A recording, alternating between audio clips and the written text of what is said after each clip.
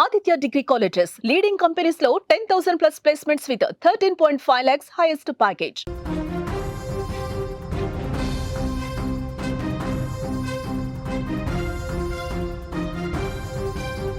గండికోటలో దారుణ హత్యకు గురైన విద్యార్థిని వైష్ణవి హత్య కేసులో కొత్త కోణం కనిపిస్తోంది. వైష్ణవి డెడ్ బాడీ పైన ఆమె డెడ్ బాడీ పైన కనిపిస్తున్న గాయాలు, రక్కిన గోళ్లతో రక్కిన దృశ్యాలు చూస్తుంటే హంతకుడు లోకేష్ ఒక్కడే చేశాడా, ఇంకెవడైనా ఈ హత్యలో పాల్గొన్నాడా అనే డౌట్స్ వస్తున్నాయి. వైష్ణవి కుటుంబం చాలా స్పష్టంగా ఆరోపిస్తుంది, లోకేష్ ఒక బేకారని, ఒక జులాయి అని, తన కూతురిని వెంటపడి తన వైపు తిప్పుకొని వశపరుచుకొని తన కూతురు తనకు కాకుండా చేశాడని, చాలా రోజులుగా లోకేష్ తన కూతురిని వెంటాడుతున్నాడని, తన మత్తులోకి దించి, ప్రేమ మత్తులోకి దించి తన కూతురిని అన్యాయంగా దారుణ హత్యకు గురి చేశాడని, ఈ హత్యలో లోకేష్ ఒక్కడే లేడు, ఇంకా కొందరి పాత్ర ఉందని చెప్తున్నారు. స్క్రీన్లో మీరు విజువల్స్ చూస్తున్నారు. లోకేష్ గండికోటకి ఆ అమ్మాయి వైష్ణవితో లోపలికి వెళుతున్న వీడియో మీరు ఒక బాక్స్లో చూస్తుంటే, ఒక్కడే రోడ్డు పైన తిరిగి వస్తున్న వీడియో ఇంకో బాక్స్లో చూస్తారు. ఈ దృశ్యం చూస్తే చాలా డౌట్స్ కనిపిస్తున్నాయి. సీసీ కెమెరాలో దొరికిన ఈ రెండు దృశ్యాలు వైష్ణవి హత్య కేసులో అనేక ప్రశ్నల్ని లేవనెత్తుతున్నాయి. ఒకటి, లోపలికి వెళ్ళిన గంటలోపే మీరు చూస్తున్నారు వైష్ణవితో గండికోట లోపలికి వెళ్తున్న లోకేష్ బైక్ మీద నిలబడ్డ వీడియో ఒకటి. రెండోది వచ్చేసి ఒక్కడే గండికోట లోపల నుంచి బయటకు వస్తున్న వీడియో ఒకటి. ఈ రెండు వీడియోలో రికార్డింగ్కి కేవలం గంట సమయం మాత్రమే గ్యాప్ ఉంది. ఈ గంటలోనే వైష్ణవిని ఇంత దారుణంగా లోకేష్ చంపేశాడా, లేదంటే తెలివిగా లోకేష్ ఈ వైష్ణవిని తీసుకొని అక్కడికి వెళ్ళి ముందుగానే ప్లాన్ వేసుకొని తనకు తెలిసిన వ్యక్తులకి వైష్ణవిని అప్పజెప్పి హత్యకు పాల్పడ్డాడా? ఇటువంటి అనుమానాలు అన్నీ కలుగుతున్నాయి. ప్రస్తుతం ఈ కేసుకు సంబంధించిన అప్డేట్స్ అందించడానికి మా కడప ప్రతినిధి సుదర్శన్ ఫోన్ లైన్లో ఉన్నారు. ఒకసారి సుదర్శన్ ఈ కేసును ఫాలో చేస్తున్నాడు. సుదర్శన్, మనకు రెండు రకాల విజువల్స్ కనిపిస్తున్నాయి. ఒకటి లోకేష్ లోపలికి వెళ్తున్న గండికోట లోపలికి వెళ్తున్న వీడియో ఒకటి, సీసీ ఫుటేజ్. అట్లాగే మరొకటి వచ్చేసి గంటలోపే తిరిగి వస్తున్న ఫుటేజ్. అసలు ఈ రెండింటిని చూస్తే ఎటువంటి డౌట్స్ వస్తున్నాయి సుదర్శన్? ఇక్కడ ఈ గంట లోపల ఏం జరిగింది లోపల అనేది ఇప్పుడు మిస్టరీగా మారింది. పోలీసులు కూడా దాన్ని ఛేదించే ప్రయత్నంలోనే ఉన్నారు. ఇద్దరు కూడా లోకేష్, వైష్ణవి ఒకే బైక్ లో వెళ్లారు. టోల్ గేట్ దగ్గర, అంటే అక్కడ పార్కింగ్ ఫీజు ఉంటుంది, దాన్ని కట్టే దగ్గర ఉన్నటువంటి సీసీ ఫుటేజ్ లో రికార్డ్ అయినటువంటి ఫుటేజ్ అది. అందులో ఇద్దరు ఒకే బైక్ లో వెళ్తూ ఉన్నారు. వెళ్ళిన తర్వాత గంట లోపలే వైష్ణవి లోపలే ఉంది, లోకేష్ ఒక్కడే బైక్ లో వచ్చాడు. ఈ గంట లోపలే ఏం జరిగింది లోపల అన్నది ఇప్పుడు మిస్టరీగా మారింది. అయితే పోలీసులు గుర్తించినటువంటి కొన్ని క్లూస్ ప్రకారము వీళ్ళ బైక్ వెళ్ళిన వెంటనే వీళ్ళ బైక్ వెనుకల మరో ఇద్దరు యువకులు వీళ్ళని ఫాలో అవుతూ వెళ్ళినట్టుగా పోలీసులు గుర్తించారు. ఆ ఇద్దరు యువకులు ఎవరు, వాళ్ళు వెళ్ళిన తర్వాత వీళ్ళతో, అంటే లోకేష్ తో జాయిన్ అయ్యాడా, ముగ్గురు కలిసి ఆ అమ్మాయిని వేధించారా, అమ్మాయి పైన అత్యాచారం చేసి చంపేశారన్న అనుమానాలు కూడా వారి తల్లిదండ్రులు వ్యక్తం చేస్తూ ఉన్నారు. అంటే చాలా మంది గండికోటకు వెళ్ళినప్పుడు అక్కడ ఉన్నటువంటి చాలా ప్లేసెస్ చూడడానికి ప్రిఫరెన్స్ ఇస్తారు, అంటే ప్లేసెస్ చూడడానికి ప్రాధాన్యత ఇస్తారు. కానీ అక్కడ ఉన్నటువంటి రంగనాయక స్వామి టెంపుల్ వెనుక వైపున ముళ్ళ పొదల దగ్గరికి ఎందుకు వెళ్లాల్సి వచ్చింది? నిజానికి అక్కడంతా కూడా అటవీ ప్రాంతం లాగా ఉంటుంది, ముళ్ళ పొదలు ఎక్కువ ఉంటాయి, ఎవరు కూడా అక్కడికి వెళ్ళరు. టెంపుల్ సరౌండింగ్స్ లోకి వెళ్ళి చూస్తే ఆ వ్యూ కనిపిస్తుంది, అంతే తప్ప ఎవరు ఆ ప్రహరీ గోడ దిగి అటువైపుగా వెళ్లరు. కానీ డెడ్ బాడీ అక్కడ పోలీసులకు లభించింది, అంటే అక్కడి వరకు వీళ్ళు ఎందుకు వెళ్ళారు అన్నది ఇప్పుడు మిస్టరీగా మారింది. ఎందుకంటే గండికోటకి వెళ్ళి అక్కడ సైడ్ సీన్ చూసి ఎంజాయ్ చేసి రావాలంటే రావచ్చు, కానీ వీళ్ళు ఏకాంతంగా కలవడం కోసం వెళ్ళారా అక్కడి వరకు? అక్కడికి లోకేష్ అంటే సుదర్శన్, ఇక్కడ ఒక పాయింట్ సుదర్శన్, వెనకాల ఎవరైతే బైక్ మీద ఇద్దరు కుర్రాళ్ళు వచ్చారని అనుమానాలు వ్యక్తమవుతున్నాయో వాళ్ళని ఐడెంటిఫై చేసే ప్రక్రియ ఏమైనా మొదలైందా, లేకపోతే వాళ్ళు అసలు ఏం జరిగి ఉంటుంది? ఈ లోకేష్ క్యారెక్టర్ ఏంటి? లోకేష్ క్యారెక్టర్ అంటే కంప్లీట్ గా జులాయి, అతను ఇంటర్మీడియట్ డ్రాప్ అవుట్, ఊర్లో ఉంటాడు, జులాయిగా తిరుగుతూ ఉంటాడు. వాళ్ళ తల్లిదండ్రులు కూడా అతన్ని పెద్దగా పట్టించుకోరు, తనకు ఒక సొంత బైక్ కూడా లేనట్టుగా చెప్తూ ఉన్నారు. కాకపోతే వాళ్ళు వీళ్ళ ఫ్రెండ్స్ అడిగి తీసుకుంటూ ఉంటాడు. ఎర్రగుంట్ల మండలం అన్లదుర్తి గ్రామము, అక్కడే ఉంటది వీళ్ళ ఫ్యామిలీ. అక్కడి నుంచి ఈ అమ్మాయి ఫ్యామిలీ పొద్దుటూరుకి షిఫ్ట్ అయినప్పటి నుంచి కూడా అతను ప్రొద్దుటూరుకు వస్తున్నాడు.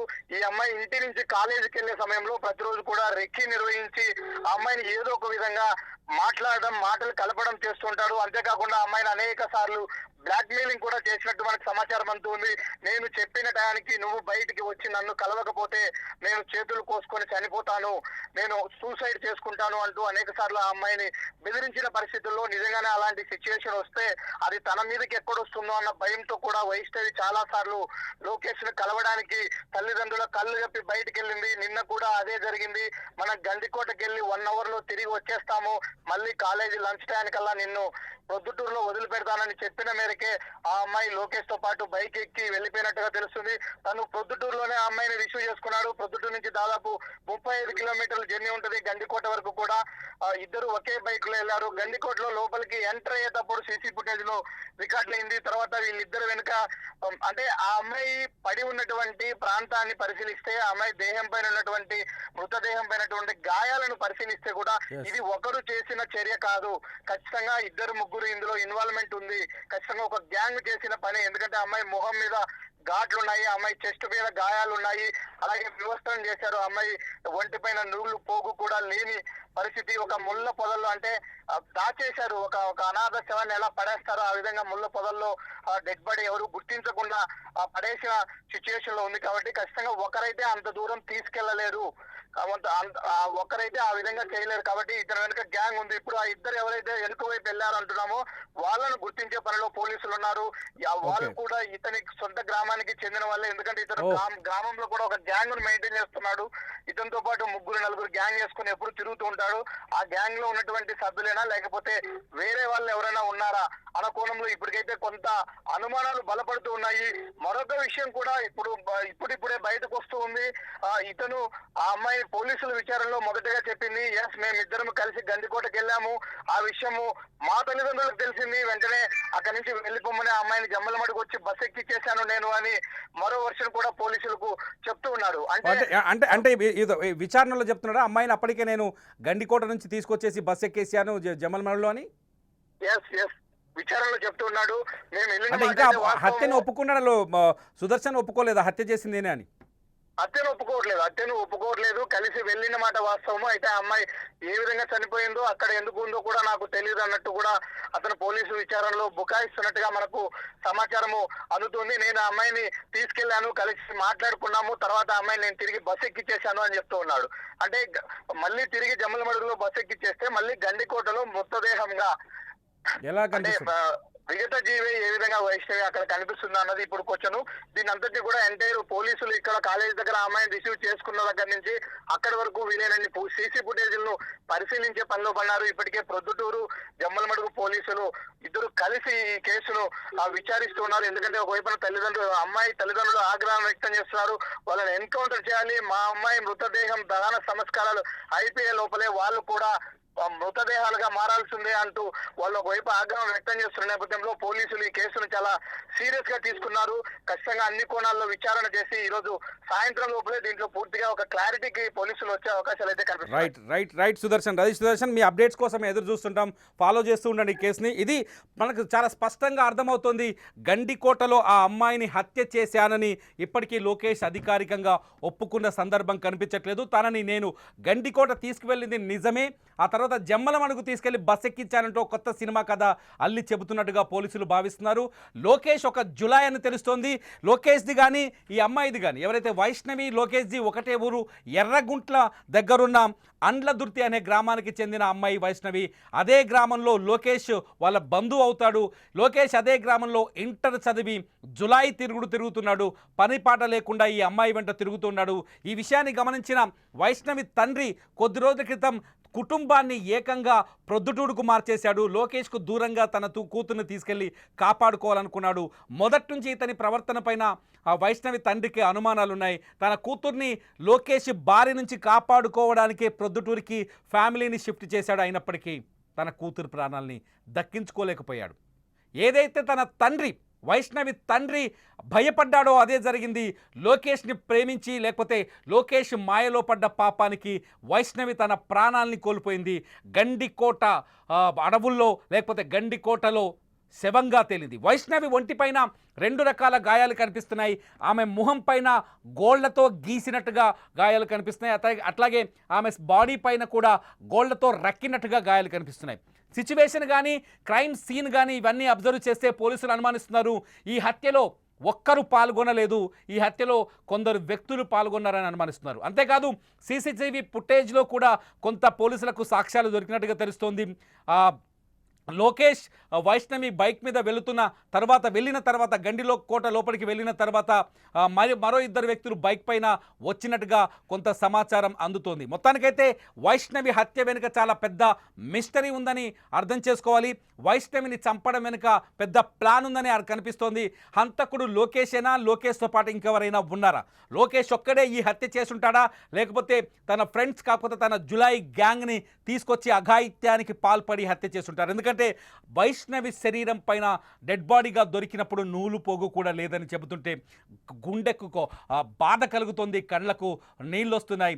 ఎవరైతే అమ్మాయిలు, నేను ఒక విషయాన్ని ఇక్కడ చెప్పాలనుకుంటున్నాను, జులాయిలని గాడిద తిరుగులు తిరిగే ఈ బేకార్లని నమ్మి మీ జీవితాన్ని నాశనం చేసుకోకండి. ఒక బేకార్గాడు ఏ పని లేకుండా ఉంటే సాహసాలు చేస్తాడు. ఆ సాహసాలు చూసి మీరు హీరోలుగా భావించకండి, మీ జీవితాలు నాశనం అయిపోతాయి. మరో వైష్ణవిగా మారకండి. చాలామంది అమ్మాయిలకు నేను ఇస్తున్న మెసేజ్ ఇది, దయచేసి మీ ప్రాణాలని కాపాడుకోండి. పరిపక్వత లేని వయసులో వచ్చేది ప్రేమ కాదు, మోహం మాత్రమే. ఆ మోహానికి బలైపోయి మీ జీవితాన్ని నాశనం చేసుకోకండి. మీకోసం మీ తల్లిదండ్రులు ఎన్ని ఆశలు పెట్టుకున్నారో ఒక్కసారి ఆలోచించండి. వినండి వైష్ణవి తండ్రి మాటలు వినండి. ఒక్కసారి వైష్ణవి తండ్రి మాటలు వింటే మీకే అర్థమవుతుంది ఆ బాధ ఎలా ఉంటుందో. ఇంతకుముందు మీ పాప నేడు సతాయిస్తా అన్నాడు కదా, సతాయిస్తుంటే నేను ఇది చేయండి, నేను ఆవేశ సొంతం ఇదంతా సతాయిస్తుంటే మన ఆడపిల్లలకు వెళ్ళడం, నేను వీడికి వచ్చినా వీడికి ఏంటి గొడవ నాకు అని వచ్చినా అని ఇసిపెట్టేవాళ్ళు. వాళ్ళు ఫుల్ గ్యాంగ్, నా అమాపులు గ్యాంగు ఎరుగుంటంతా తాగి అల్లరి చేస్తుంటే నేను చూసిన పిల్లలు 3 సార్లు చూసినా, పడిపోయి అంతా గ్యాంగ్ అంతా చూసినా. నేను నన్ను చూసి ఇంత పక్కకు పోతున్నాడు, మా ఊరే కాబట్టి వాని ఎంటుకౌంటర్ చేయాలా, తెలంగాణలో చేసినట్టు. మీ చేత కాబట్టి నేనే చేస్తా, ఓకేనా? ఇది వైష్ణవి తండ్రి మాటలు వింటుంటే మీకేమర్థమవుతుంది? ఒక జులాయి, ఒక పనికి మాలినవాడు, పని పాట లేనివాడు, ఊళ్ళో తిరుగుతూ గ్యాంగ్ని మెయింటైన్ చేసేవాడు మీకు లవర్గా అవసరమా? మీరు ఆలోచించండి ఒకసారి. ఇలాంటి గాడిదల్ని నమ్మితే మీ జీవితాలు ఏమవుతాయి? ఒక్కసారి ఆలోచించండి. మీ అభిప్రాయాన్ని వీడియో కింద ఖచ్చితంగా కామెంట్ చేయండి. ఆడపిల్లలు మాత్రమే కాదు, వాళ్ళ తల్లిదండ్రులు కూడా ఈ వీడియో కింద ఖచ్చితంగా మీ అభిప్రాయాన్ని కామెంట్ చేయండి. మీ అభిప్రాయాలపైన నేను మరో వీడియో చేస్తా. మీరు వైష్ణవి హత్య కేసులో అప్డేట్స్ కోసం రెగ్యులర్గా సుమన్ టీవీ డిజిటల్ లైవ్ని ఫాలో అవ్వండి. ప్రతి అప్డేట్ని మీకు అందించే ప్రయత్నం చేస్తాం. చూస్తూనే ఉండండి సుమన్ టీవీ.